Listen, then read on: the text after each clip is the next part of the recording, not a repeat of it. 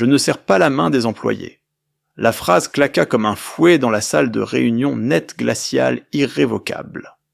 La main de Derrick Coleman, tendue avec dignité au-dessus de la table en verre poli, resta suspendue dans l'air une seconde de trop, avant qu'il ne la retire lentement.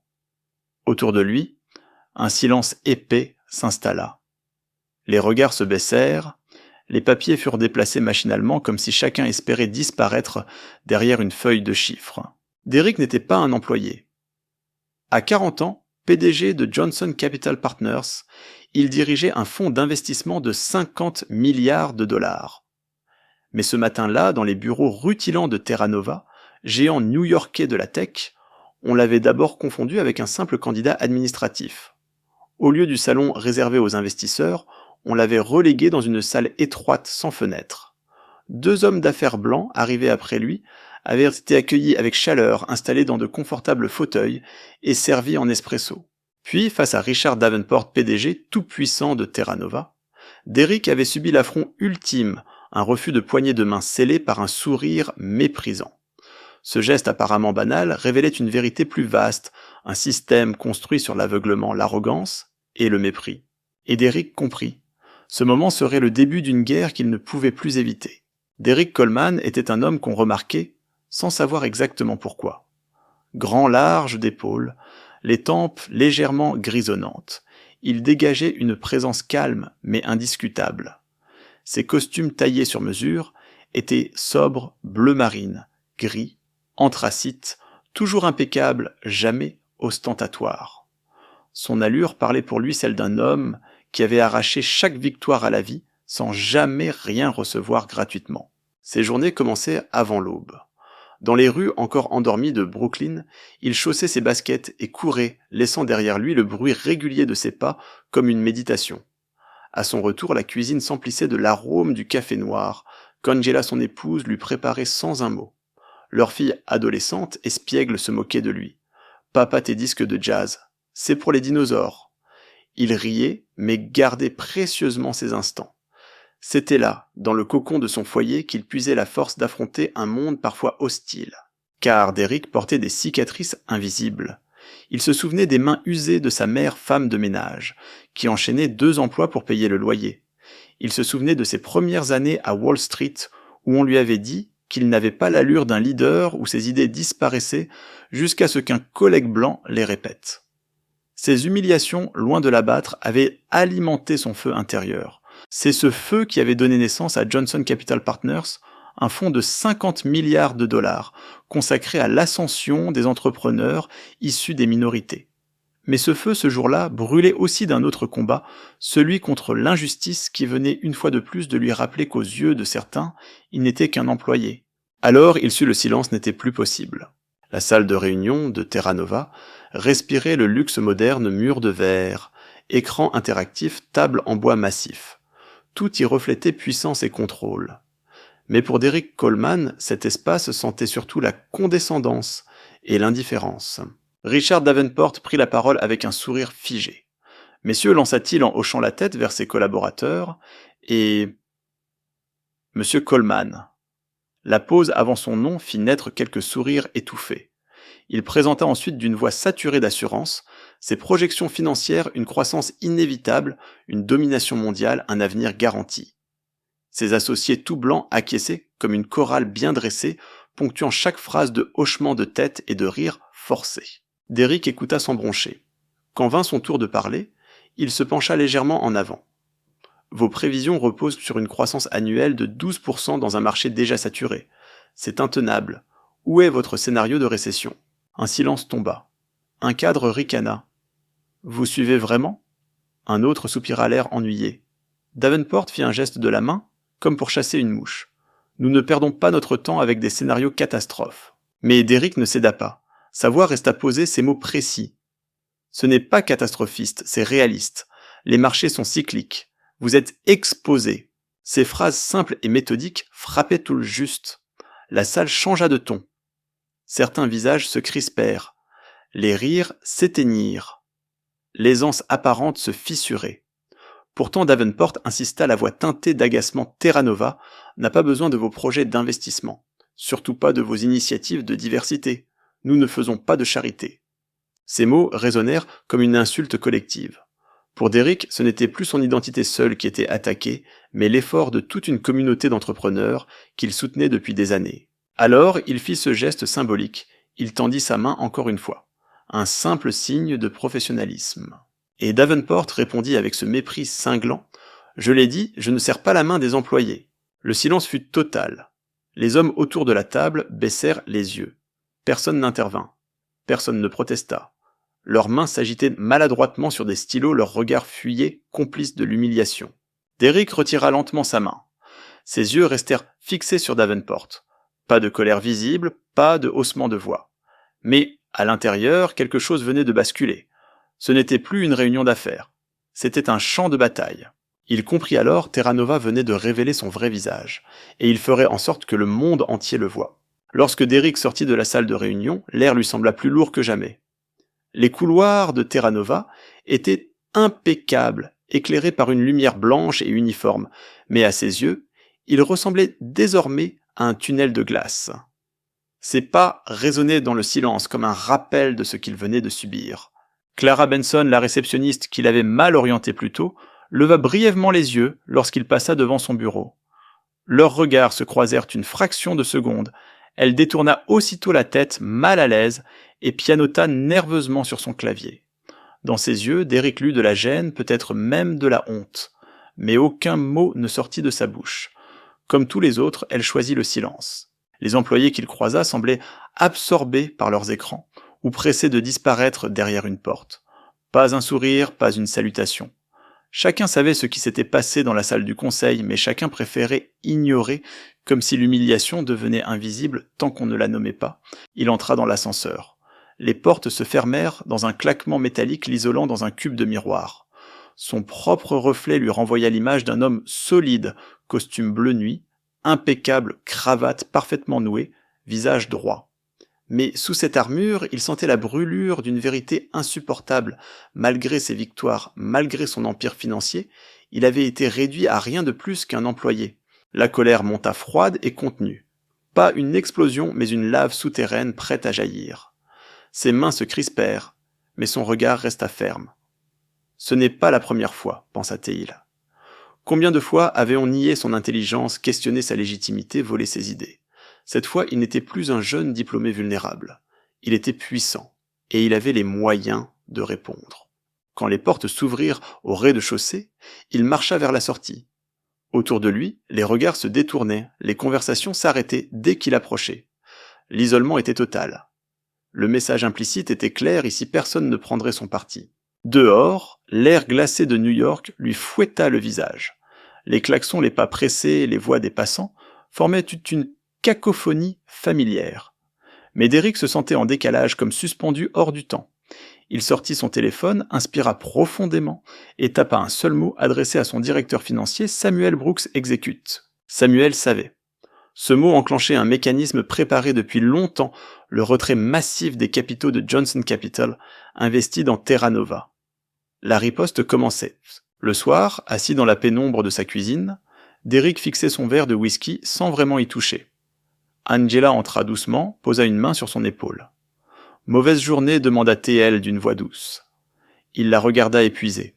« Après tout ce chemin, il me voit encore comme moi. » Elle serra sa main. « Alors fais en sorte qu'il voie enfin qui tu es. Pas seulement pour toi, pour tous ceux qui n'ont pas ta voix. » Ces mots résonnèrent, comme une promesse. L'isolement qui pesait sur lui se transforma en détermination. Oui, il était seul dans ce couloir. Oui, personne n'avait parlé.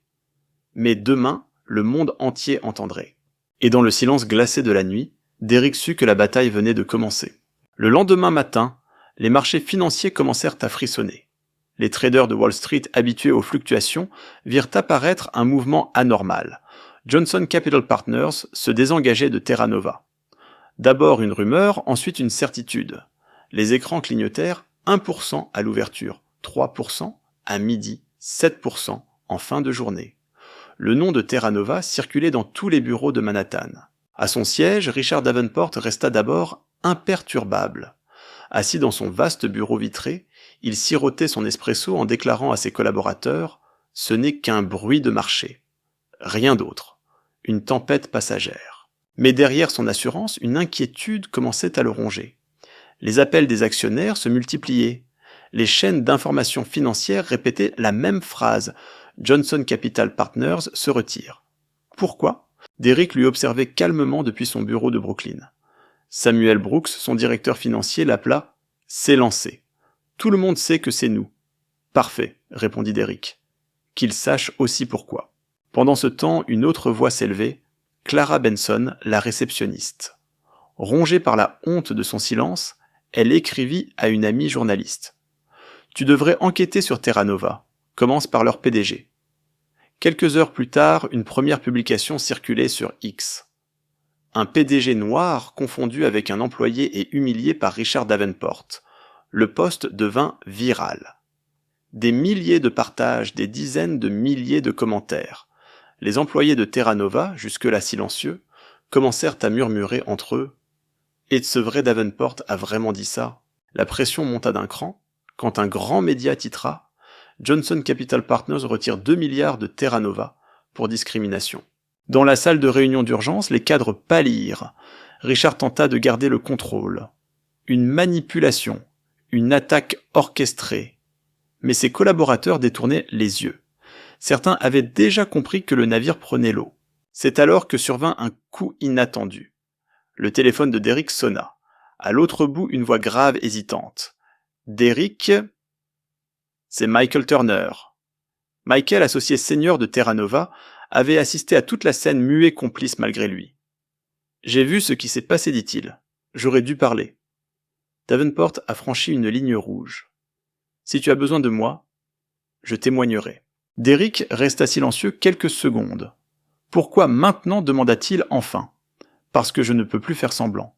Parce que c'est la vérité. » Ces mots suffirent. Pour la première fois depuis l'affront, Derrick sentit que l'équilibre changeait.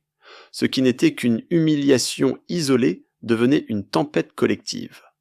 Clara avait parlé. Michael parlait. Et bientôt, d'autres suivraient. Le soir venu chez lui, il confia à Angela. « Ils ont peur. » Et certains commencent à se retourner contre lui. Elle serra sa main. « Tu as ouvert une brèche. Ne la referme pas. » Derrick hocha la tête. Mais il savait que la bataille ne faisait que commencer. Richard Davenport n'allait pas tomber sans se battre. Terra Nova avait des ressources des alliés des armes. La question n'était plus si la vérité éclaterait.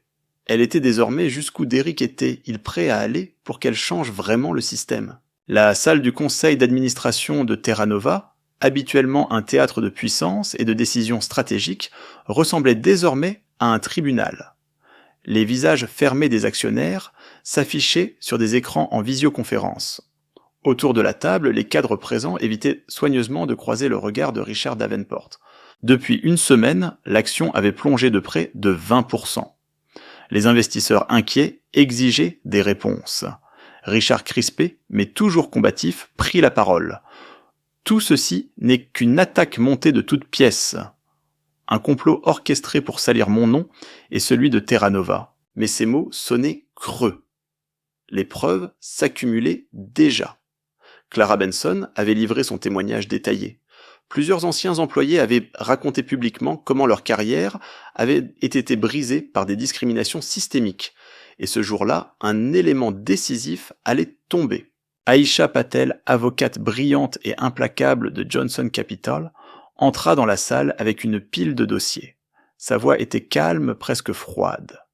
« Mesdames et messieurs, le programme dit de diversité de Terra Nova n'est qu'une façade. Des millions de dollars annoncés pour l'inclusion et moins de 5% réellement utilisés pour recruter ou promouvoir des minorités. Le reste détourné en primes exécutives. Tout est documenté. » Un silence glacé suivit ces mots. Les membres du conseil feuilletaient les documents, leurs visages se durcissant au fil des pages. Richard s'agita, fulmina. Mensonge, fabrication. Mais sa voix tremblait, et personne ne reprit son refrain. C'est alors qu'Helen Carter, membre influente du conseil, se leva. Sa voix claire et ferme coupa court à la cacophonie Richard Assé. Les faits sont accablants. Vous avez trahi la confiance de nos employés, de nos clients et de nos investisseurs. À compter de ce jour, vous êtes suspendu de vos fonctions de PDG. La sentence tomba comme un couperet. Certains soupirèrent de soulagement, d'autres baissèrent la tête. Richard furieux quitta la salle en lançant des menaces voilées. « Vous paierez pour ça, tous !» Mais ses pas résonnaient comme ceux d'un homme déjà déchu. Dans les heures qui suivirent, la nouvelle fit le tour du pays. Le PDG de Terra Nova, suspendu pour discrimination et fraude. Les chaînes d'information passaient en boucle le titre, les réseaux sociaux vibraient d'indignation et d'approbation. De son bureau, Derrick regardait défiler les images à l'écran. Samuel Brooks, son fidèle directeur financier, posa une main sur son épaule. « Tu l'as fait, Derrick ?» Derrick secoua la tête doucement. « Non, nous l'avons fait. » Clara a parlé. Aïcha a exposé les faits. Les employés ont eu le courage de témoigner. Moi seul, je n'aurais rien pu. Dans les jours qui suivirent, Helen Carter, nommée PDG intérimaire, annonça des mesures concrètes, création d'un comité indépendant, sur l'équité, transparence salariale, recrutement, anonyme, formation, obligatoire sur les billets inconscients. Des pas, encore timides, mais réels, vers une transformation. Un moment marquant survint lorsque Michael Turner, l'associé jusque-là silencieux, apparut en direct à la télévision nationale. J'ai été témoin du comportement de Richard Davenport. J'ai vu le mépris affiché envers Derrick Coleman. J'ai gardé le silence, et je le regrette profondément. Aujourd'hui, je choisis de dire la vérité. Ces paroles venant de l'intérieur achevèrent de briser la défense de Richard. Le public n'avait plus de doute, l'humiliation n'était pas un incident isolé, mais la pointe d'un iceberg culturel. Pour Derrick, la victoire n'était pas une euphorie. C'était une respiration. Une preuve que l'arrogance pouvait être confrontée, que la vérité pouvait fissurer les murs les plus épais. Mais il savait aussi que la route restait longue. Ce soir-là, sur le balcon de son brownstone, il contempla les lumières de Manhattan. Angela vint déposer une tasse de thé chaud dans ses mains. À l'intérieur, leur fille jouait quelques notes de guitare. Pour la première fois depuis des jours, Derrick ferma les yeux et laissa la paix l'envahir. La bataille n'était pas terminée, mais pour ce soir, il avait gagné une trêve. Le pays tout entier parla de la chute de Richard Davenport comme d'un symbole. Les journaux titraient « L'arrogance punie quand la vérité l'emporte ». Les plateaux de télévision invitaient des experts pour analyser l'affaire Terra Nova, devenue cas d'école. On célébrait Derrick Coleman comme un héros qui avait osé dire non. Pourtant, derrière ces acclamations publiques, la réalité de Derrick était plus nuancée. La victoire avait un goût amer, celui des sacrifices invisibles. Les nuits blanches accumulées pesaient sur son corps. Son médecin, après un examen, l'avait prévenu: tension trop élevée, risque cardiaque. Vous devez ralentir, avait-il insisté. Mais ralentir n'avait jamais fait partie de la vie de Derrick. Il avait bâti son empire en avançant toujours malgré les obstacles. Désormais, il comprenait que le prix de la justice pouvait aussi se payer en années de vie perdue. Sa famille aussi avait souffert. Sa fille lui rappela avec douceur qu'il avait manqué son dernier concert scolaire. Angela, patiente et solide, avait porté le poids de l'inquiétude seule pendant des semaines. Leur soirée tranquille s'était transformée en réunion de crise, leur repas en appel téléphonique stratégique. À la maison, la victoire ressemblait à une fatigue accumulée. Et puis, il y avait Wall Street. Certains collègues qui autrefois le félicitaient et le sollicitaient pour des deals prirent soudain leur distance. Coleman est brillant, disaient-ils en public, mais en privé, il chuchotait trop dangereux, trop bruyant. Il dérange l'ordre établi. Les invitations au cercle fermé au dîner, où tout se décide, se firent plus rares. Derrick était respecté, mais aussi redouté. Et la peur engendre souvent l'exclusion. Il ne regrettait rien. Chaque humiliation qu'il avait subie, chaque regard fuyant dans cette salle de réunion, chaque silence complice avait trouvé sa réponse. Il avait montré que la vérité pouvait frapper plus fort que le mépris. Mais il savait aussi que le combat n'était pas terminé. Un soir, en regardant les lumières de Manhattan, il murmura pour lui-même « La justice n'est jamais facile. Et elle n'est jamais parfaite. » Il avait gagné une bataille, mais la guerre contre l'injustice, elle ne finirait jamais vraiment. L'affaire Terra Nova ne resta pas confinée aux murs de l'entreprise. Elle se transforma en onde de choc à travers tout le secteur technologique et au-delà. Dans les semaines qui suivirent, les régulateurs annoncèrent l'ouverture d'enquêtes sur les pratiques de recrutement et de promotion des grandes firmes de la Silicon Alley. Le nom de Derrick Coleman était cité dans les débats parlementaires comme l'exemple d'un dirigeant ayant osé affronter un système enraciné. Les médias parlèrent de l'effet Terra Nova. Des pétitions circulèrent recueillant des centaines de milliers de signatures, réclamant plus de transparence salariale et de diversité réelle dans les postes de direction. Des campagnes publiques fleurirent sur les réseaux sociaux avec des slogans simples. Égalité n'est pas optionnelle. Derrick lui resta d'une sobriété frappante. Lors d'une conférence, il prononça un discours court, sans emphase. La justice n'est pas une destination. C'est un chemin. On trébuche, on paie le prix, mais on avance. Toujours. Puis il se retira de la scène médiatique. Chez lui, il choisit la simplicité balayer le jardin derrière son brownstone marché avec Angela dans les rues familières de Brooklyn, déposer un bouquet devant une fresque murale dédiée aux pionniers noirs de la finance et de l'entrepreneuriat. Ce geste discret mais puissant symbolisait son choix, ne pas se laisser avaler par le tumulte, mais rester enraciné dans sa communauté. Car Derrick le savait, les réformes ne naissent pas seulement dans les tours de verre, mais aussi dans la force tranquille des gens ordinaires qui refusent de se taire. L'histoire de Derrick Coleman n'est pas seulement celle d'un affrontement dans une salle de réunion. C'est le rappel que le silence nourrit l'injustice, tandis que le courage même coûteux peut fissurer les murs les plus solides. Sa détermination a ouvert la voie à un changement réel bien que fragile, et son exemple continue d'inspirer. Et vous ? Auriez-vous eu la force de tendre la main même face au mépris ? Partagez vos réflexions dans les commentaires. Cliquez sur la prochaine vidéo pour découvrir d'autres récits inspirants, et abonnez-vous, c'est gratuit et cela donne vie à ces voix.